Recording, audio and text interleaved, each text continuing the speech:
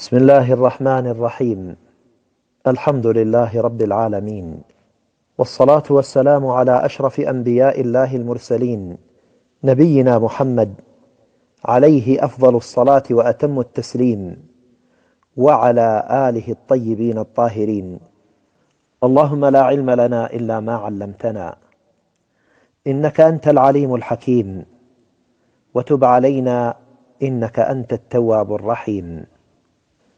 أوجه رسالتي هذه إلى المسلمين أجمعين، وإلى إخوان الأنصار، وإلى كل من آمن برسالة نبينا محمد صلى الله عليه وآله وسلم، وبنبوءاته التي أوحى الله عز وجل إليه بها.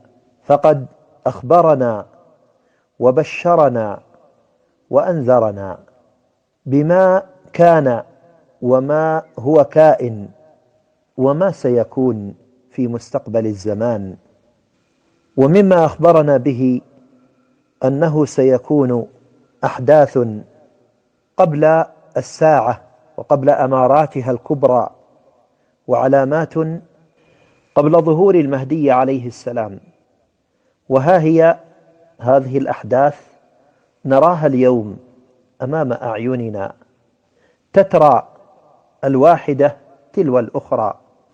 فيا أيها المؤمنون، إني أنصحكم في هذه الأيام بأن تتهيأوا لأحداث كبيرة قادمة، أحداث ربما يكون فيها حروب طاحنة، أحداث ربما يكون فيها حصار شديد، فيكون جوعا شديدا، وربما تكون سنة الجوع.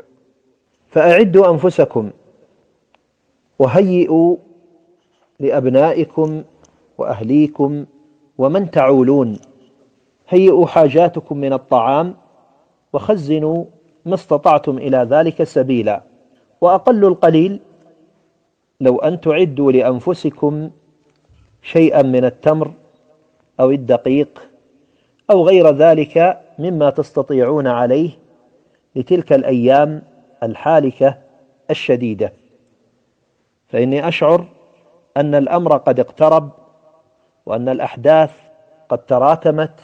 وما يحصل اليوم بين إيران من جهة وأمريكا من جهة أخرى، ومحاولة ترامب فرض العقوبات الاقتصادية على إيران في النفط ومنعها من تصدير حاوياتها النفطية، يدل على تصعيد كبير في المنطقة، ربما يحدث مجاعة كبيرة.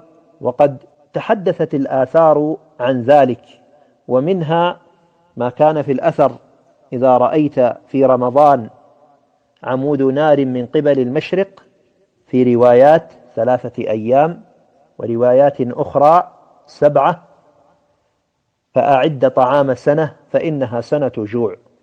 وإيران هي من دول المشرق، فلا أدري سيكون هناك ضربة نووية أو ضرب بعض الناقلات النفطية التي ستشتعل من جراء تلك اشتعالا إلى 7 أيام أو 3 أيام متواصلة، وربما يعني بها تلك الصواريخ العابرة للمدن وللقارات ولغيرها.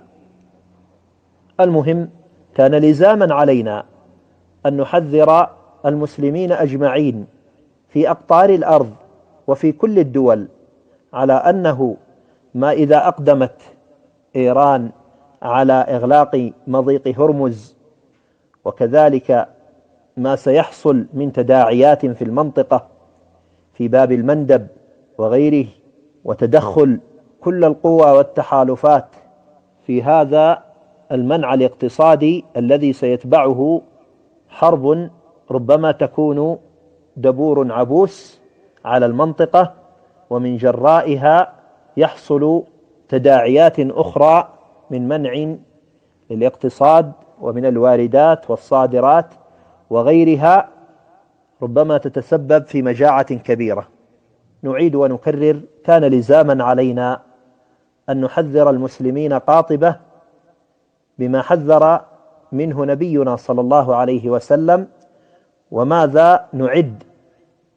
فيوسف عليه السلام كان سببا في نجاة أمة بكاملها من قحط عظيم كان سيجتاحهم في تلك الآونة. فلربما إذا عملنا بما ذكره لنا نبينا صلى الله عليه وسلم سينجينا من كارثة عظيمة ومجاعة كبيرة، وهي عملية التخزين لبعض الأطعمة لما يكفيك لسنة، أو أقل شيء لما يكفي ل6 أشهر من أقل الطعام، سواء قلنا من تمر أو دقيق أو غير ذلك مما يسهل. وإني أنذركم أن حكام الدول العربية وغيرهم من حكام مقاطعات سايكس بيكو إنما همهم أنفسهم وأبنائهم، ولا يهتمون بأمر الأمة، فكما يقال: إما أنا وما بعدي إلا الطوفان. فهم سينجون بأنفسهم وسينأون بأبنائهم وسيهربون بطائراتهم وسيتركون الناس للطوفان. فيا أيها المؤمنون، ارجعوا إلى ربكم واستغفروا الله عز وجل وتوبوا إليه، وادعوا الله أن يرفع عنكم هذا العذاب وهذه الكارثة العظيمة، واعملوا بما ذكره لكم نبيكم صلى الله عليه وآله وسلم، فأنتم في كلا الحالتين إن خزنتم من الطعام هذا أنتم الرابحون، سواء حصلت الكارثة أو لم تحصل، فإنما أنت الرابح، لن تخسر شيئا، وإنما ستكون مكاسبك عظيمة. أسأل الله عز وجل أن يرفع عن الأمة الضنك والشدة، وأن يبعد عنها هذه الحصارات الاقتصادية والحروب والدمار، وأن يبلغنا وإياكم ظهور الإمام المهدي عليه السلام وبيعته بين الركن والمقام، إنه على ما يشاء قدير. السلام عليكم ورحمة الله وبركاته.